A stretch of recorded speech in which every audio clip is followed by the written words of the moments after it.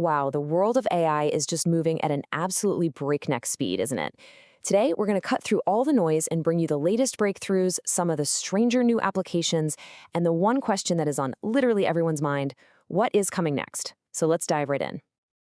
Okay, so you're not going to believe this, but there's a wild rumor tearing through Silicon Valley. I mean, GPT-5 just launched to massive fanfare, and already there are whispers that GPT-6 could be here by the end of the year. I mean, that would be an insane turnaround. And while it seems pretty improbable in the current AI landscape, you just can't rule anything out. So here's what we're going to cover today. We're going to look at the hardware that's powering this revolution, the brand new skills it's unlocking, how AI is starting to hit the real world, and then finally the big one: what is the end game here? You know, behind every single AI breakthrough, there's just a mountain of raw computing power. So let's start right there. Where is all this power coming from? And more importantly, where is it headed next? So what you're looking at here is the NVIDIA DGX Spark, and people are calling it the smallest supercomputer on the planet. And to give you a sense of just how big a deal this is, the CEO, Jensen Huang, is personally hand-delivering the first few units to people like Elon Musk and the team over at OpenAI. Let's put this into perspective for a second. NVIDIA's very first AI supercomputer, the DGX-1, was announced way back in 2016. And now, less than a decade later, the new DGX Spark has 5 times the power. That right there, that exponential leap, is the engine driving literally everything we're seeing in AI today. Okay, but where do you even go from a desktop supercomputer? What's next? Well, for Jeff Bezos, the answer is space. He's predicting that we're going to soon build these massive data centers in orbit to solve 2 of AI's biggest problems. First, the need for constant power, which, you get 24/7 from the sun.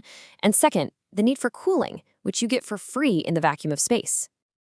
So, with all this incredible new hardware, the big question is, what can AI actually do with it all?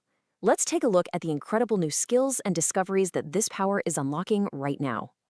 All right, this is cool. Anthropic's new Claude Skills feature, it is straight out of the Matrix. You know that scene where Neo just downloads Kung Fu into his brain? Yeah, it's kind of like that. You can package up specialized knowledge, like your company's style guide or a really complex coding library, and just give Claude a new skill it can pull up whenever it needs it. And the best part? The process is ridiculously simple. You just make a folder, add a little instruction file, and upload it. But the real magic here is what this opens up. It gives the AI what is basically unlimited context, because it only loads the specific knowledge it needs for a task. That keeps the conversations lean and super efficient. For businesses, this is a total game changer. Meanwhile, in the AI video space, the race is just heating up. OpenAI's Sora is rolling out storyboards for its pro users, while Pika's latest update adds audio to video capabilities and even lets you insert or remove objects from a generated clip. The level of creative control is getting more and more fine-tuned every single day. But maybe the most profound leap we've seen recently comes from Google. They built this absolutely massive foundation model. Just think of it like a core AI brain with 27 billion parameters. And the parameters are kind of like the individual neural connections in that brain. So what can a model of this incredible scale actually accomplish? So what did it do? Well, it did something truly, truly groundbreaking. The AI generated a completely new hypothesis about how cancer cells behave. And then scientists took that idea into a lab, they tested it, and they proved it was correct. Let that sink in. This is a monumental shift. AI is no longer just a tool for analyzing data we already have. It's now becoming a partner in genuine scientific discovery. Okay, so these incredibly powerful tools, they're not just in the lab anymore. They're hitting the real world. So let's see how they're being used in business, the military, and yeah, even for a few pranks. So this one raised a few eyebrows. A US Army general recently admitted to using ChatGPT for command decisions. But, the reality is a little more nuanced. It's not about asking the AI, hey, who should we attack? It's more about using it as a powerful synthesizer to brainstorm different outcomes. As this quote points out, human judgment is still absolutely essential for those critical, final decisions. Now, on the business side of things, OpenAI really wants developers to add a sign in with ChatGPT button to their apps. It's a really clever move to build out their ecosystem. See, OpenAI gets more user data, developers can pass on their expensive computing costs to their users, and users get to use their paid pro accounts everywhere. The one big risk here? Well, for developers, it locks them even deeper into OpenAI's platform. And sticking with military tech for a second, this is wild. Anduril is basically turning science fiction into reality with its Eagle Eye AR helmet. It literally gives soldiers a real-time, heads-up display just like in a video game, complete with a mini-map and friend-or-foe tracking. It's this fascinating mix of gamer UI and real-world battlefield strategy. And now for something a little lighter. AI in the wild. Recently, about 50 people in San Francisco all coordinated to order Waymo self-driving cars to the exact same dead-end street at the exact same time. And the result?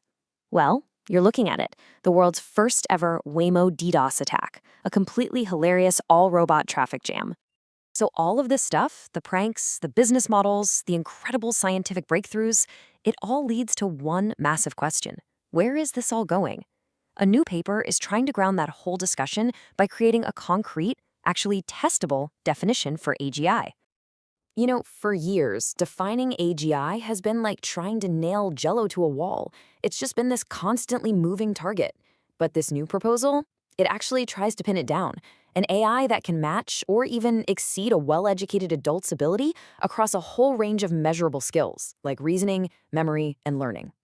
And this is where it gets really, really interesting.